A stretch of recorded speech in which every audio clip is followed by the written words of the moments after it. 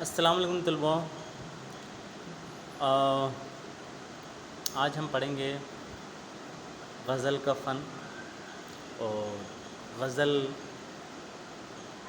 کا معنی، غزل کیا ہے اس کے بارے میں تبصرہ، اور غزل کے ابتدائی نقوش یہ ہم پڑھیں گے، اور یہ ہے ہمارے نصاب میں بی اے فرسٹ ایئر میں بھی ہے اور بی اے سیکنڈ ایئر میں بھی ہے۔ University of Rajasthan, Kota university, اور راجستھان اور انڈیا کی ہر یونیورسٹی میں غزل ایک بہت ہی امپورٹنٹ صنف ہے، بہت ہی مقبول صنف ہے، اور غزل کے بنا اردو کا تصور بھی نہیں کیا جا سکتا۔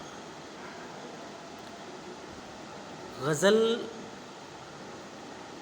اپنے آپ میں ایک پوری کی پوری ایک مکمل اکائی ہے۔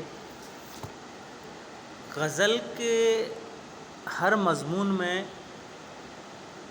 شگفتگی ہے، رنگینی ہے، نیاپن ہے،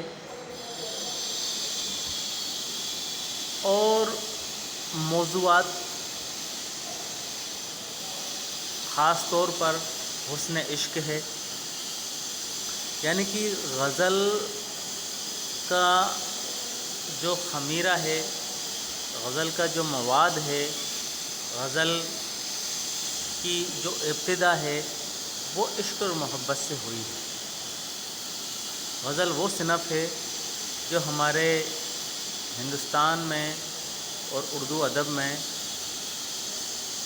فارسی کے ذریعے سے داخل ہوئی ہے، اور غزل جو لفظ ہے وہ عربی کا لفظ ہے، اور غزل کے معنی ہیں عورتوں سے عشق محبت کرنا یا عورت کی بات کرنا، اور اس کے لفظی معنی ہیں سخن بیار گفتن، سخن بیار گفتن۔ یہ اردو کی ہر دل عزیز صنف ہے۔ غزل اردو شاعری کی ہر دل عزیز صنف ہے، اور ہر زمانے میں اس صنف کو بہت ہی مقبولیت سے دیکھا جاتا رہا ہے، بہت ہی مقبولیت سے طبع آزمائی کی جاتی رہی ہے۔ اردو شاعری کا بہت بڑا سرمایہ غزل ہی کا ہے۔ غزل کے معنی جو لغوی معنی ہیں، اس کے جو لفظی معنی ہیں وہ ہیں سخن بیار گفتن۔ اس طرح عشق اور محبت غزل کے خمیرے میں شامل ہے، لیکن غزل صرف عشق اور محبت کے مضمون تک ہی محدود نہیں ہے، بلکہ یہ اس میں ہر طرح کے مضمونوں میں غزل لکھی جاتی رہی ہے۔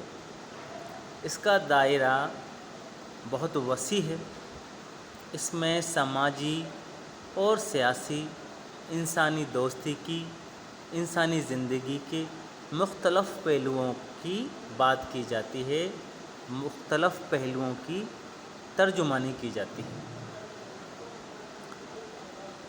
ظاہری ساخت کے اعتبار سے غزل کے پہلے شعر کو مطلع کہا جاتا ہے۔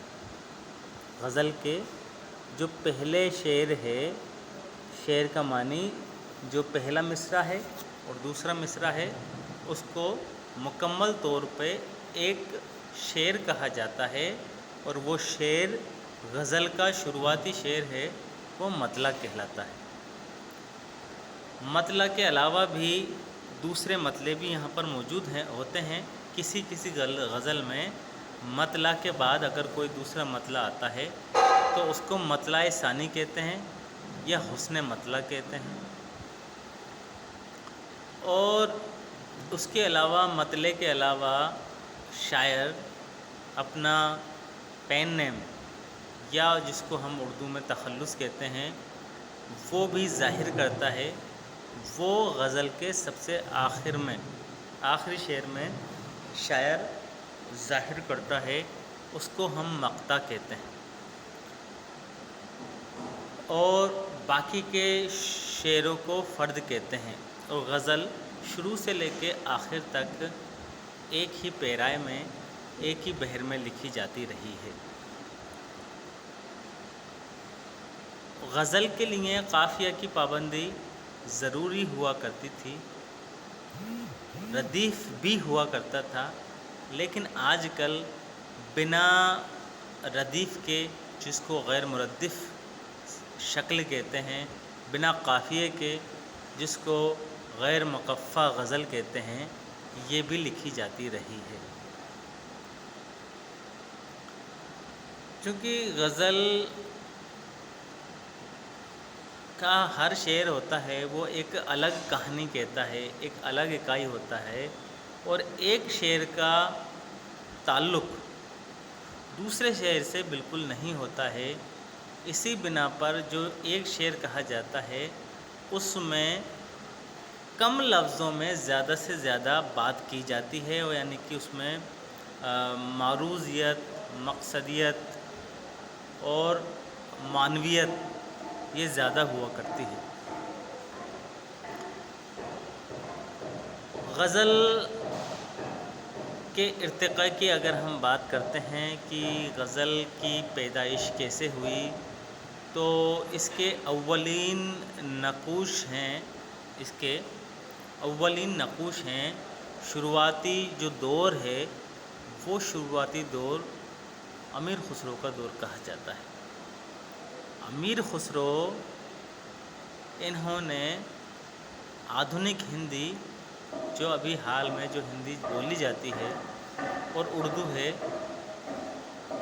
اس کی پیدائش میں ان کا اہم رول ہے، اور اس کے اولین نقوش امیر خسرو کے کلام میں موجود ہیں۔ حالانکہ ان کی زبان میں فارسیت حاوی تھی، کلام میں فارسی اور عربی کے الفاظ زیادہ موجود تھے، ان کے اثرات نمایاں ہیں، پھر بھی صرف یہی کہہ دینا کافی نہیں ہے، کیونکہ انہوں نے شروعات میں جب کوئی ہندی اور اردو کو نہیں جانتا تھا، باری باری سے، یعنی کہ پہلے مصرعے میں انہوں نے فارسی کا استعمال کیا ہے، اور دوسرے مصرعے میں انہوں نے ہندی کا یا اردو کا استعمال کیا ہے۔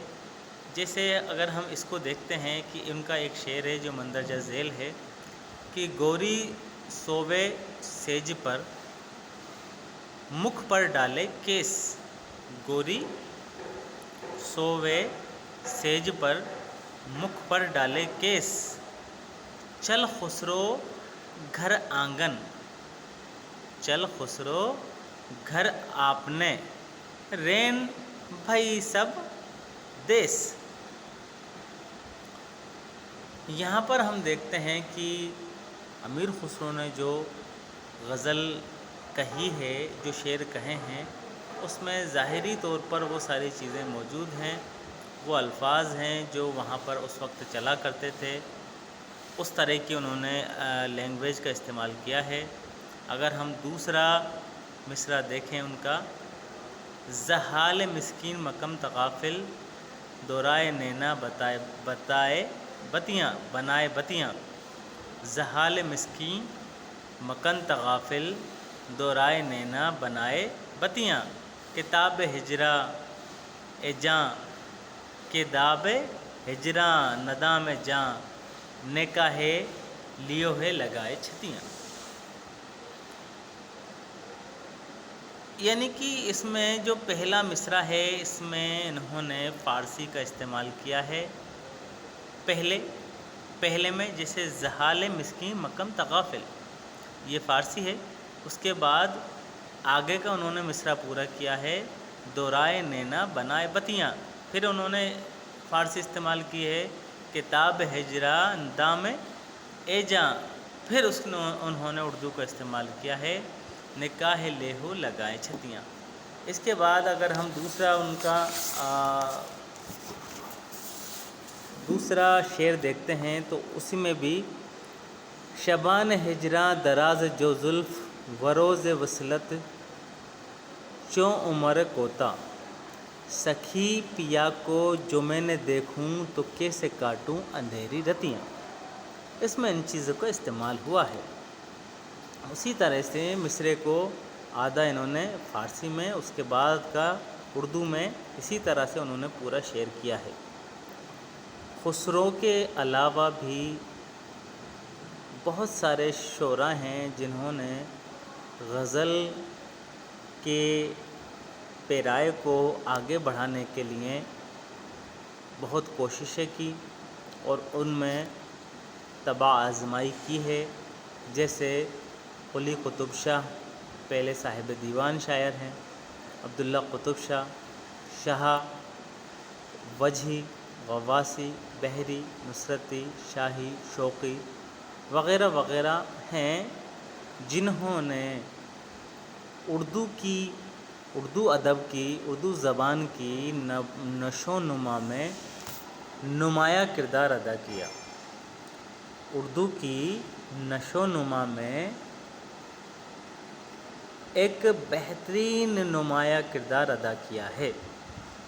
گرچہ ان شعراؤں کا تعلق غزل کے تشکیلی دور سے تھا، غزل کے شروعاتی دور سے تھا، مگر انہوں نے بیج تو اردو کا ڈال ہی دیا تھا۔